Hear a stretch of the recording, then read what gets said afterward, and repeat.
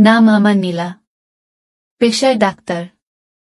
জীবনের অদ্ভুত এক অধ্যায়ে আমি পড়ে গিয়েছিলাম, যা আমার হৃদয়ের গভীরে এখনো জীবন্ত হয়ে আছে। সেই গল্পই বলছি আজ। আমার বয়স তখন প্রায় ৩০। কর্মব্যস্ত এক হাসপাতালের ইমার্জেন্সি বিভাগে কাজ করতাম। একদিন সন্ধ্যাবেলায় আমার ডিউটি ছিল।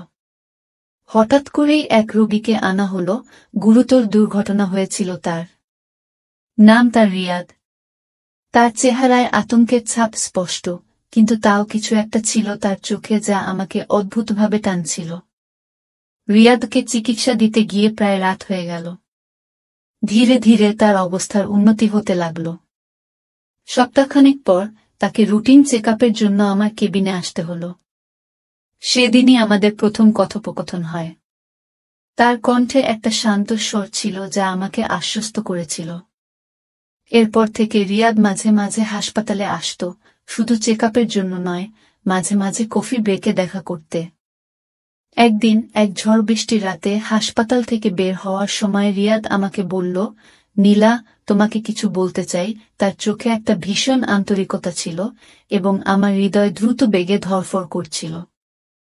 রিয়াদ আমাকে হাসপাতালের সামনে অপেক্ষমান তার গাড়িতে বসিয়ে নিল।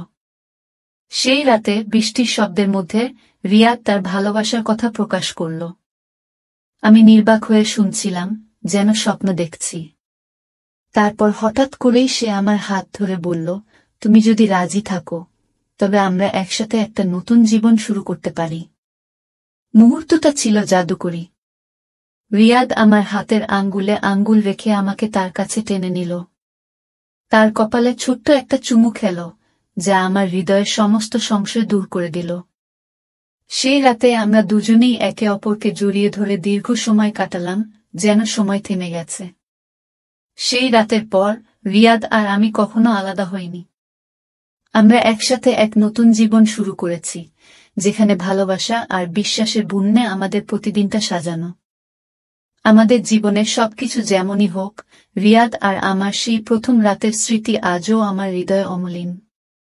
এভাবেই ডাক্তার হিসেবে কর্মজীবনের এক ব্যস্ত দিনে ভালোবাসা আমার জীবনে এসে ধরা দিল, আর সেই ভালোবাসা আমার জীবনকে অন্য এক অর্থ দিয়ে সাজিয়ে দিল।